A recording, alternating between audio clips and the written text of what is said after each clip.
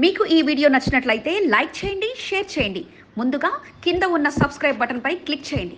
ఎల్లప్పుడూ అప్డేట్ సమాచారాన్ని పొందండి. లాస్యను విజేతగా నిలిపిన సెంటిమెంట్ నివేదితకు విజయం అందించగలదా? సాయన సానుభూతి ఇంకా ప్రజల్లో ఉందా? ఏడాదిలో ఇద్దరిని కోల్పోయిన ఆడబిడ్డకు ఈసారి ప్రజానికం మద్దతిచ్చారా?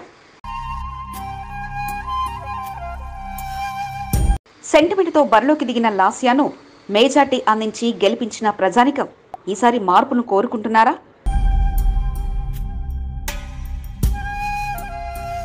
30 ఏళ్ల రాజకీయ జీవితంలో ప్రజల్లో మంచి గుర్తింపు దక్కించుకున్న సాయన్న సేవల్లో ప్రజలు ఇంకా గుర్తుంచుకున్నారా?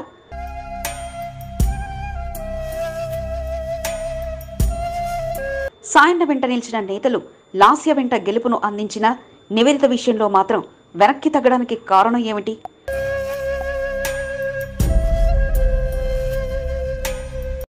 ప్రభుత్వంలో ఉన్న పార్టీ ముఖ్యమనుకున్నారా? సాయన్న సెంటిమెంట్ ముగిసిపోయిందనుకున్నారా? పదే పదే గులాబీ నేతలు సెంటిమెంటుకు ఆద్యం పోసిన వేళ మరి నివేదిత సాయన్నకు ఈసారి విజయం అందడం సాధ్యమేనా?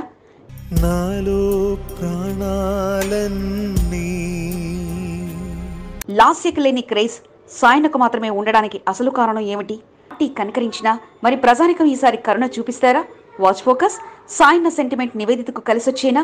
నేటి ప్రత్యేక కథనం మీ SCB న్యూస్ తెలుగు ఛానల్లో. ప్రజాసేవ చేయాలంటే మనిషి స్ట్రాంగ్ ఉండడం కాదు,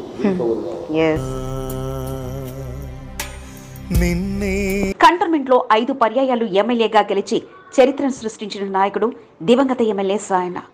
ఏనాడు విమర్శలకు కానీ గొడవలకు కానీ వెళ్లకుండా తన పనేంటో తాను చూసుకుంటూ ముందుకు సాగిన నాయకుడు ఆయన. అయితే 30 ఏళ్ల రాజకీయ జీవితంలో ఎన్నో ఒడిదుడుకులను చూసిన సాయన్న ఇలాంటి సమయం వస్తుందని మాత్రం ఊహించి ఉండారు. పలుమార్లు తన వారసురాలి ఎంపికలో మాత్రం మాట దాటవేసిన ఆయన తన అనంతరం 2 కూతుళ్లు ఉన్నారని, వారిలో ఒకరు వస్తారంటూ భావించిన ఆయన వారెవరంటే మాత్రం అది దాటవేస్తూ వచ్చారు.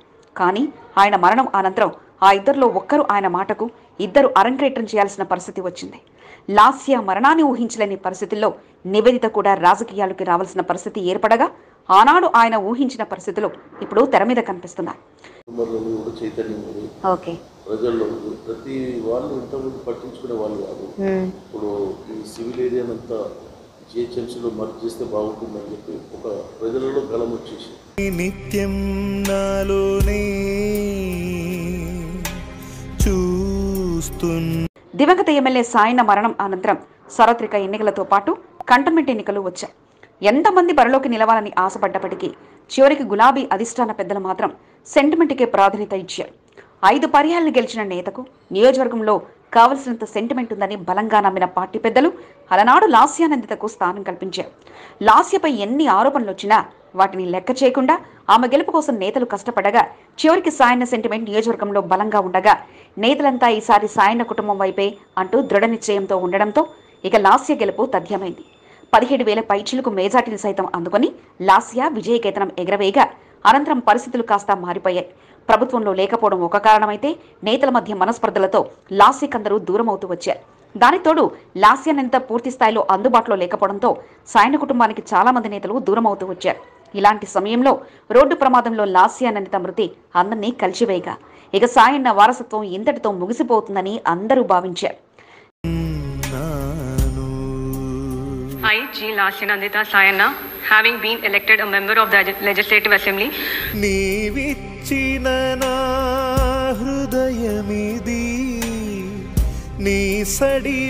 లాస్య మరణంతో ఆశావాహుల్లో కొత్త ఆశలు పుట్టుకొచ్చాయి. కానీ కొందరు నేతలు మాత్రం నివేదిత ఎంట్రీపైనే ఆసక్తి చూపారు. నివేదిత రావాల్సిందేనంటూ పట్టుబట్టగా 2ని కోల్పోయిన సానుభూతి తప్పక వర్కౌట్ అవుతుందని, కొత్త నాయకులు వస్తే కష్టమంటూ చెప్పుకురావడంతో పాటు నివేదితకు సాయన్న కూతురుగా మంచి గుర్తింపు ఉందని నేతలు పట్టుబట్టారు. పార్టీ పెద్దలు కూడా అదే భావించినా గెలిచినా ఓడినా నివేదితకే సీట్ కన్ఫర్మ్ చేశారు. వారి చేతిలో ఉన్న ఒకే ఒక ఆయుధం సాయన్న కాగా లాస్యానందిత ఎమ్మెల్యేగా 82 రోజుల పాలనలో అంతగా ప్రజానికం మెప్పు పొందకపోవడంతో పాటు పూర్తి స్థాయిలో ప్రజలకు సేవలు అందించలేకపోవడంతో 22 రోజుల ఎమ్మెల్యే లాస్యానందిత సెంటిమెంట్ కన్నా 5 పర్యాయాల ఎమ్మెల్యే సాయన్న సెంటిమెంటే మిన్నా అంటూ నేతలు భావించారు. ఈ సెంటిమెంట్తో కూడిన సానుభూతిని ప్రజల్లోకి బలంగా తీసుకెళ్లేలా ప్రతి సమావేశంలోనూ సాయనను మరలా గుర్తుకు తెచ్చేలా వారు చేసిన ప్రయత్నం ఫలించగా సాయన లాంటి పాలన కావాలంటే నివేదితను గెలిపించాలంటూ బలంగా ప్రజల్లోకి తీసుకెళ్లారు. ఎక్కడ ఎలా ఉన్నా ఆ మహిళా అభ్యర్థికి మహిళా లోకం మాత్రం సెంటిమెంట్కు జైకొట్టి తోడుగా నిలవగా ఎంత ఖర్చు పెట్టినా ఎన్ని అపోహలు లేపినా అబంధాలు మీద వేసినా సాయన్న సెంటిమెంట్ ముందు అవన్నీ తుడుచుకుపోతాయని నేతలు బలంగా నమ్మారు. నాడు సాయన్న వెంట నడిచిన నేతలు పార్టీకి దూరం అవుతున్నప్పటికీ ధైర్యం కోల్పోకుండా మనం గెలుస్తున్నాం, సాయన్న సెంటిమెంట్ మనల్ని గెలిపిస్తుందని నేతలు బలంగా నమ్ముతుండగా ఈసారి మరలా సెంటిమెంట్కే ప్రజలు ఓటేశారని వారంతా గట్టిగా నమ్ముతున్నారు. నీవు పెంచిన నా దేహమిది.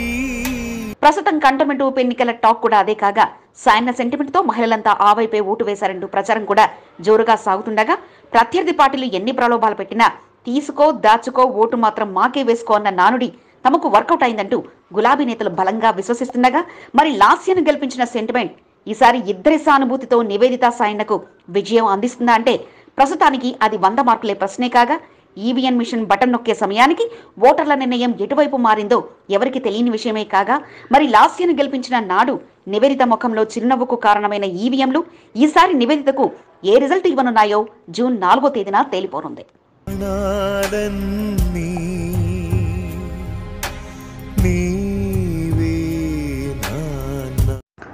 బోయిన్పల్లి సిఎంఆర్ హైస్కూల్లో నర్సరీ నుంచి 10వ తరగతి వరకు అడ్మిషన్లు ప్రారంభమయ్యాయి.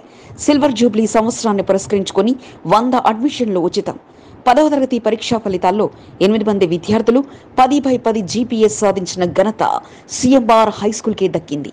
మీ పిల్లల బంగారు భవిష్యత్తుకై 8099669669 లేదా 76809596669 ఫోన్ నంబర్లను సంప్రదించండి. కంటోన్మెంట్ ఉప ఎన్నిక వారిని ఒకటి చేసింది. కొన్ని సంవత్సరాలుగా దూరంగా ఉన్న నాయకులు అభ్యర్థుల గెలుపు కొరకు కలిసి పనిచేశారు. పచ్చగడ్డి వేస్తే బగ్గుమన్నంతగా ఉన్న విభేదాలు కంటోన్మెంట్ ఉప ఎన్నిక వారిని కలిపింది. ఎక్కడ తగ్గాలో ఎక్కడ నెగ్గాలో అన్నట్లుగా అభ్యర్థులు వ్యవహరించడంతో వారి మధ్య సయోధ్య కుదిరింది.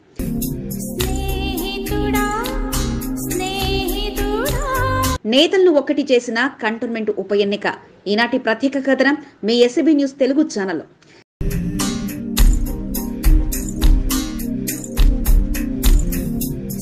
గత అసెంబ్లీ ఎన్నికల వరకు వారంతా దూరంగా ఉన్నారు. ఇటీవల జరిగిన కంటోన్మెంట్ ఉప ఎన్నికల్లో వారి మధ్య దూరం తొలగిపోయి ఒకటిగా పనిచేశారు. సంవత్సరాలుగా మాటకు నోచుకుని నాయకుల సయోధ్య కుదరడంతో వారి మధ్య స్నేహబంధం బలపడింది. నాడు విమర్శలు చేసిన నాయకులే నేడు తమ అభ్యర్థికి ఓటు వేయండి అంటూ జోరుగా ప్రచారం నిర్వహించారు. గత ఎన్నికల వరకు ఎన్నో విమర్శలు చేసుకున్న నాయకులు ఒక్కటై ప్రచారం నిర్వహిస్తూ అందరినీ ఆశ్చర్యానికి గురిచేశారు.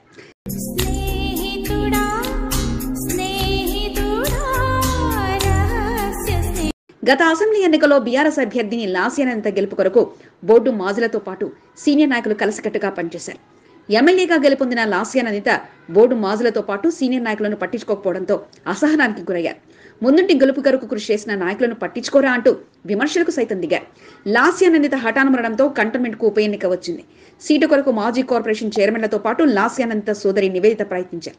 గతంలో జరిగిన అవమానాలతో బోర్డు మాజీలు నివేదిత వైపు మొగ్గు చూపేందుకు అంతగా ఆసక్తి కనపరచలేదు. దీంతో రంగంలోకి దిగిన మల్కాజ్గిరి ఎమ్మెల్యే మర్రి రాజశేఖర రెడ్డి కంటోన్మెంట్ బీఆర్ఎస్ ఎన్నికల ఇన్ఛార్జ్ రావుల శ్రీధర్రెడ్డిలో బోర్డు మాజీ సభ్యులకు సర్ది చెప్పి ఒకటి చేశారు. బీఆర్ఎస్ అభ్యర్థినిగా బరిలోకి దిగిన నివేదితకు ముందుండి బోర్డు మాజీ సభ్యులు గతంలో కంటే మరింత ఎక్కువ ఉత్సాహంతో పనిచేసి తమ ఐకమత్యాన్ని చాటుకున్నారు.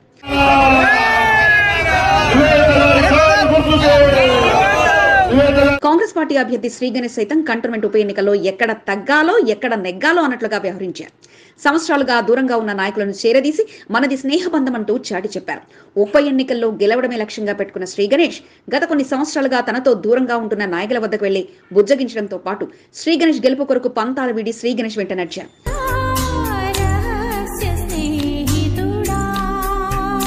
కంటోన్మెంట్ వికాస్ మంచ్ ప్రధాన కార్యదర్శి సంకి రవీందర్ కొన్ని సంవత్సరాల క్రితం శ్రీ గణేష్ కు అత్యంత సన్నిహితుడు. 2018 ఎన్నికల వరకు సంకి రవీందర్ శ్రీ గణేష్ కు అన్ని తానండి ముందు వ్యవహారాలు నడిపేవారు. వారి మధ్య ఎక్కడ తేడా వచ్చిందో తెలియదు కానీ శ్రీ గణేష్ సంకి రవీందర్ మధ్య దూరం పెరిగింది. ఒకరినొకరు విమర్శించుకునే స్థాయి వరకు వెళ్లారు. 2023 అసెంబ్లీ ఎన్నికల్లో ఎవరి సహాయం లేకుండానే శ్రీ గణేష్ ఎన్నికల బరిలో నిలబడ్డారు. ఉప ఎన్నిక విషయానికి వచ్చేసరికి మాత్రం శ్రీ గణేష్ కు ఓ మెట్టు దిగి వికాస్ మంచ్ సహకారం తనకు కావాలంటూ సంకి రవీందర్ ను సహాయం కోరారు. ఇంటికి వెళ్లి సంఖ్య రవీందర్ను బుజ్జగించడంతో అప్పటి వరకు ఆయన పలకరింపు కోసం ఎదురు చూసిన సంఖ్య రవీందర్ క్షణం కూడా ఆలస్యం చేయకుండా శ్రీ గణేష్ గెలుపు కొరకు రంగంలోకి దిగారు. ఎన్నికల ప్రచారం చేస్తూ శ్రీ గణేష్ గెలిపే లక్ష్యంగా ప్రణాళికలతో ముందుకు సాగారు. 2018 ఎన్నికల్లో సైతం కాంగ్రెస్ పార్టీ నుంచి శ్రీ గణేష్ సీటు ఆశించినప్పటికీ సర్వే సత్యనారాయణకు సీటు దక్కింది. తన రాజకీయ ఎదుగుదలకు సర్వే సత్యనారాయణ అడ్డుపడుతున్నారనే విమర్శలు సైతం శ్రీ గణేష్ పలుమార్లు చేశారు. కంటోన్మెంట్ సీటు విషయంలో ఇరువురు మధ్య పోటీ నెలకొంది. కంటోన్మెంట్ ఉప ఎన్నికల్లో శ్రీ గణేష్ కాంగ్రెస్ పార్టీ సీటు దక్కించుకుని పైచేసి సాధించారు. దీంతో శ్రీ గణేష్ కు ఎప్పుడు అడ్డంకిగా ఉండే కేంద్ర మాజీ మంత్రి సర్వే సత్యనారాయణ మల్కాజ్గిరి పార్లమెంటుతో పాటు కంటోన్మెంట్ అసెంబ్లీ ఉప ఎన్నికలకు రెబల్ అభ్యర్థిగా నామినేషన్ దాఖలు చేశారు. పార్టీ పెద్దల సూచన మేరకు ఎన్నికల బరిలో నుండి సర్వే సత్యనారాయణ ఉపసంహరించుకున్నారు. మల్కాజ్గిరి పార్లమెంట్ కాంగ్రెస్ అభ్యర్థిని పట్నం సునీతా మహేందర్ రెడ్డి దంపతులు పలుమార్లు సర్వే సత్యనారాయణ కలిసి తమకు మద్దతు ఇవ్వాలని కోరారు. కంటోన్మెంట్ అభ్యర్థి శ్రీ గణేష్ పై అసంతృప్తితో ఉన్న సర్వే సత్యనారాయణ ఉండడంతో శ్రీ గణేష్ సైతం ఆయన నివాసానికి వెళ్లి తనకు మద్దతు ఇవ్వాలని విజ్ఞప్తి చేశారు. శ్రీ గణేష్ విజ్ఞప్తితో ఇరువురు అభ్యర్థుల కొరకు సర్వే సత్యనారాయణ ప్రచారం నిర్వహించారు. సర్వే సత్యనారాయణకు దూరంగా ఉన్న శ్రీ గణేష్ సైతం దిగివచ్చి తన గెలుపు కొరకు మద్దతు కోరడంతో పార్టీ బంధంతో పాటు తమ బంధాన్ని చాటి చెప్పారు.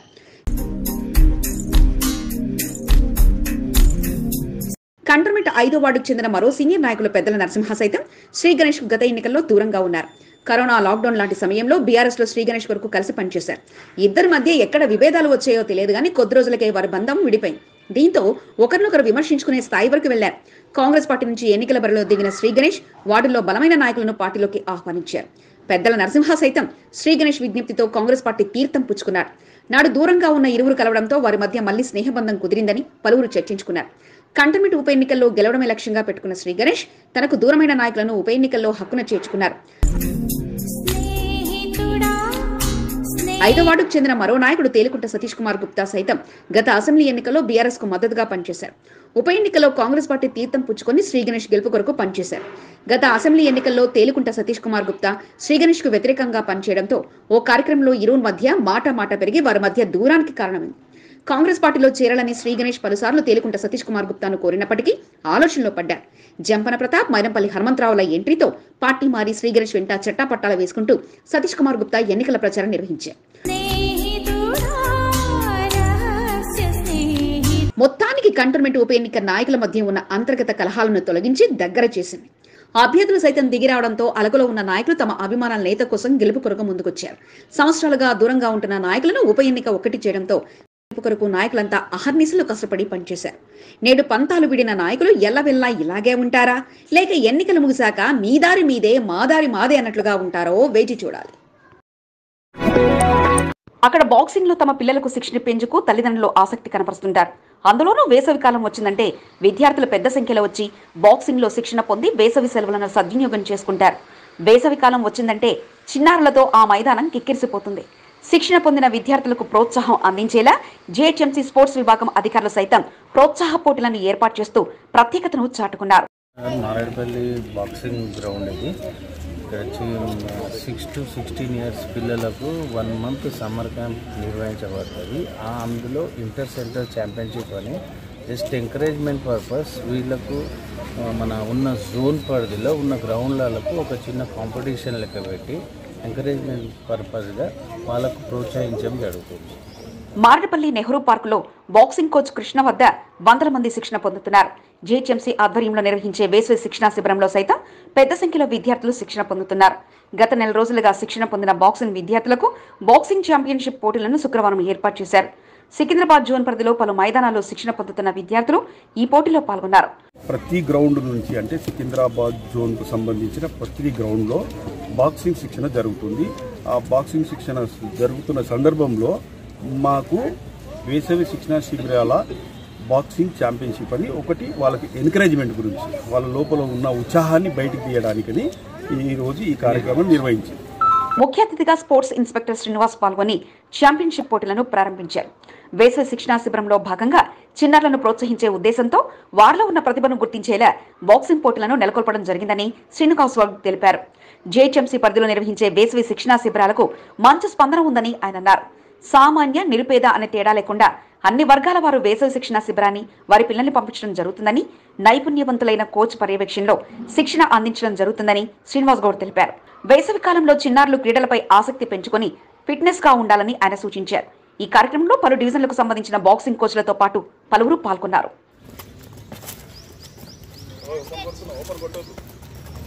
ఈ బులెటిన్ మీకు సమర్పించిన వారు CVP high school Kakaguda. Nursery నుండి 10వ తరగతి వరకు అడ్మిషన్లు ప్రారంభమయ్యాయి. మీ పిల్లల బంగారు భవిష్యత్తుకై సంప్రదించండి. Cell number 9618927650 9948225781. దాత సహకారంతో ఏర్పాటైన సీసీ కెమెరాలను ప్రారంభించడంతో పాటు ఆలయంలో భద్రత కోసం సీసీ కెమెరాలను అందించిన దాతను బోర్డు మాజీ ఉపాధ్యక్షుడు జంపన ప్రతాప్ అభినందించారు. కంటోన్మెంట్ బోయిన్పల్లి బాపూజీ నగర్లో శ్రీ ముత్యాలమ్మ అమ్మవారి ఆలయ పునర్నిర్మాణ పనులు పూర్తవుతున్న తరుణంలో ఆలయానికి అత్యంత మెరుగులు దిద్దడంతో పాటు ఆలయంలో సీసీ కెమెరాల ఏర్పాటుకు కమిటీ సభ్యులు ఆలోచించేశారు. ఈ తరుణంలో తన వంతుగా సీసీ కెమెరాలు అందిస్తారంటూ మార్కెట్ మాజీ డైరెక్టర్ అరుణ్ యాదవ్ ముందుకు రావడంతో పాటు సీసీ కెమెరాలను ఏర్పాటు చేయగా ఈరోజు సీసీ కెమెరా యూనిట్ బోర్డు మాజీ విపి జంపన ప్రారంభించారు. దాతగా ముందుకొచ్చిన అరుణ్ యాదవ్ను అభినందించడంతో పాటు దాతల సహకారంతోనే ఆలయాలు మరింతగా అభివృద్ధి చెందుతాయంటూ జంపన తెలియజేశారు.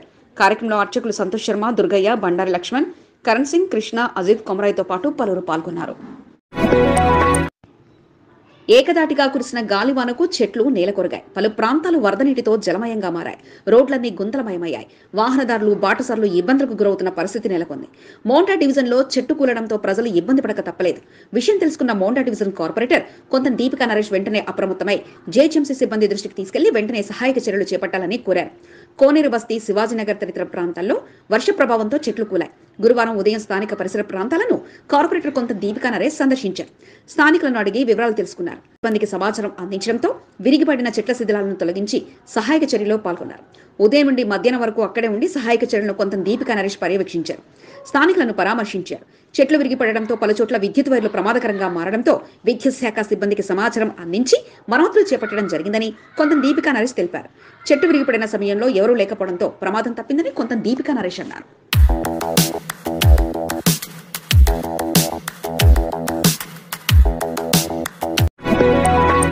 ఎన్నికలు పూర్తయిన వేళ ఇక అభ్యర్థితో పాటు ఆయన గెలుపే కోసం అనునిత్యం కష్టపడ్డ నాయకులంతా పుణ్యక్షేత్రాల దారి పట్టారు. తన గెలుపు కోసం ఇన్నాళ్ళు కష్టపడ్డ టీంను వెంటేసుకుని పుణ్యక్షేత్రాల సందర్శనతో కాంగ్రెస్ అభ్యర్థి శ్రీ గణేష్ నిమగ్నమయ్యారు. కంటోన్మెంట్లో ఉప ఎన్నికలు పూర్తి కాగా ఇక రిజల్ట్కు చాలా రోజుల సమయం ఉన్న నేపథ్యంలో ఇక భగవంతునిపైనే భారం వేసి తన గెలుపును అందించాలంటూ శ్రీ గణేష్ అమ్మవారి సన్నిధిలో ప్రత్యేక పూజా కార్యక్రమంలో పాల్గొన్నారు. తన గెలుపు కోసం రాత్రి పగలు అనకుండా కష్టపడిన నేతలు, కార్యకర్తలతో కలిసి ప్రస్తుతం విజయవాడలో కనకదుర్గ అమ్మవారిని దర్శించుకున్నారు. అమ్మవారిని దర్శించుకుని ప్రార్థించడంతో పాటు ఈసారి విజయాన్ని అందించాలంటూ అమ్మవారి సన్నిధిలో పూజా కార్యక్రమంలో పాల్గొన్నారు. శ్రీ గణేష్ వెంట ముప్పిడి మధుకర్, భాస్కర్, సాయి, నర్సింగ్తో పాటు శ్రీ గణేష్ టీం సభ్యులు, ముఖ్య అనుచరులు పాల్గొన్నారు.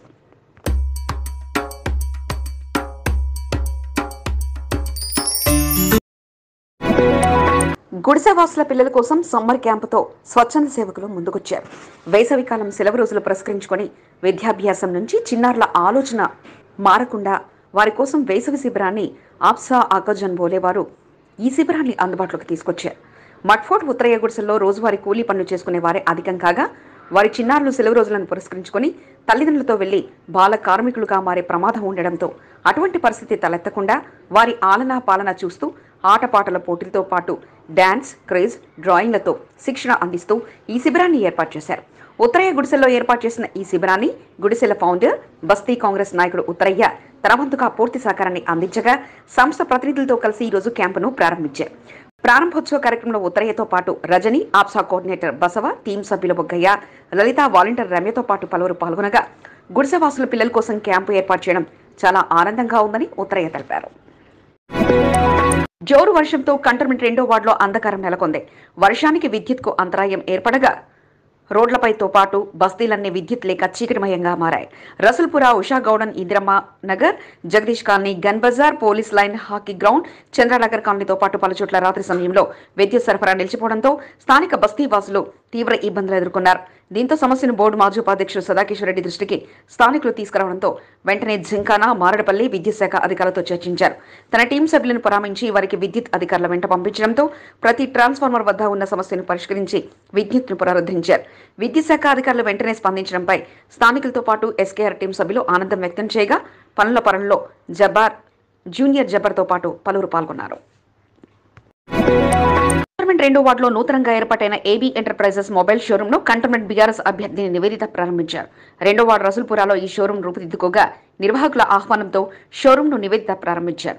ప్రారంభోత్సవ కార్యక్రమంలో నిర్వాహకులు ఇమ్రాన్ ఖాన్, మహమ్మద్ ముక్రమ్ ఖాద్రీ, వార్డు బీఆర్ఎస్ అధ్యక్షుడు కుమార్ ముద్రాస్, అజ్జుబాయ్, వాహబ్బాయ్, నిహల్వి, అంజాద్, సిమిర్తో పాటు పలువురు పాల్గొన్నారు. పుష్పక్ బస్సులో ప్రయాణం చేసే ప్రయాణికులకు గులాబీ పుష్పాలిచ్చి టీఎస్ఆర్టీసీ అధికారులు కృతజ్ఞతలు తెలిపారు. ఎయిర్పోర్టుకు 24 గంటల పుష్పక్ సర్వీసులు అందుబాటులో ఉంటాయని, ఎయిర్పోర్టుకు వెళ్లే ప్రయాణికులు ఈ సదుపాయాన్ని వినియోగించుకోవాలంటూ greater Hyderabad zone executive director V Venkateswarlu విజ్ఞప్తి చేశారు. జేబీఎస్ బస్టాండ్ నుంచి బయలుదేరి పుష్పక్ బస్సులను బస్టాప్లో సందర్శించడంతో పాటు పుష్పక్ సర్వీసులో ప్రయాణిస్తున్న ప్రయాణికులతో కాసేపు ముచ్చటించారు. బస్ సర్వీసులపై వారి విలువైన అభిప్రాయాలు, సూచనలు అడిగి తెలుసుకోవడంతో పాటు వారి సలహాలు, సూచనలు ఉన్నతాధికారులకు తెలియజేస్తామంటూ హామీనందించారు. పుష్పక్ సేవలను వినియోగించుకున్నందుకు గాను వారికి గులాబీ పుష్పాలిచ్చి కృతజ్ఞతలు తెలియజేయడంతో పాటు 24 గంటలు ఎయిర్పోర్ట్ మార్గంలో పుష్పక్ సేవలు అందుబాటులో ఉంటాయని, ప్రయాణికులు ప్రైవేట్ వాహనాలపై ఆలోచన చేయకుండా సేఫ్ జర్నీ కోసం టీఎస్ఆర్టీసీ సేవలను వినియోగించుకోవాలని వెంకటేశ్వర్లు కోరారు. కార్యక్రమంలో సికింద్రాబాద్ ఆర్ఎం ఖాన్, డిప్యూటీ ఆర్ఎంఓలు Bhimreddy, cantonment depot manager L Rammohan, assistant manager Sripathi కృష్ణతో పాటు పలువురు పాల్గొన్నారు. తెలంగాణ ఉద్యమకారులతో పాటు అమరవీరుల కుటుంబాలకు రాష్ట్ర ప్రభుత్వాలు అన్యాయం చేశాయని, పోరాడి తెచ్చిన తెలంగాణలో పోరాటం చేసిన ఉద్యమకారులకు, అమరవీరుల కుటుంబాలకు పార్టీలు మర్చాయంటూ తెలంగాణ ఉద్యమకారుల హక్కుల ఫోరం రాష్ట్ర వ్యవస్థాపక అధ్యక్షుడు ఎం బోర్గి సంజీవ్ తెలిపారు. సోమాజిగూడ ప్రెస్ క్లబ్లో భవిష్యత్తు కార్యాచరణపై ఉద్యమకారులతో కలిసి సమావేశం నిర్వహించడంతో పాటు తెలంగాణ ఉద్యమకారుల హక్కుల ఫోరం నూతన సంఘం ఆవిర్భావ కార్యక్రమంలో పాల్గొనడంతో పాటు నూతన కార్యాచరణను త్వరలో ప్రకటిస్తామంటూ తెలియజేశారు. అమరవీరుల కుటుంబాలకు ₹1 కోట్లతో పాటు ఉద్యమకారులకు 500 గజాల స్థలాన్ని ప్రభుత్వం అందించాలని, అంతేకాకుండా నామినేటెడ్ పోస్టులతో పాటు ఎమ్మెల్యే, ఎంపీ, ఎమ్మెల్సీ ఎన్నికల్లో వారికి స్థానం కల్పించాలంటూ సంజీవ్ డిమాండ్ చేశారు. మీడియా సమావేశంలో ఎస్కు చాంద్ పశ్య, ఎస్కు హైమద్, కార్తిక్ కుమార్తో పాటు పలువురు పాల్గొన్నారు. ఈ బులెటిన్ సమర్పించిన వారు SPR groups of educational institutes. Nursery నుండి డిగ్రీ వరకు మీ పిల్లల బంగారు భవిష్యత్తుకై సంప్రదించండి. బోయిన్పల్లి, పవన్ విహార్ కాలనీ, సికింద్రాబాద్. మీకు ఈ వీడియో నచ్చినట్లయితే లైక్ చేయండి, షేర్ చేయండి. ముందుగా కింద ఉన్న సబ్స్క్రైబ్ బటన్పై క్లిక్ చేయండి. ఎల్లప్పుడూ అప్డేట్ సమాచారాన్ని పొందండి.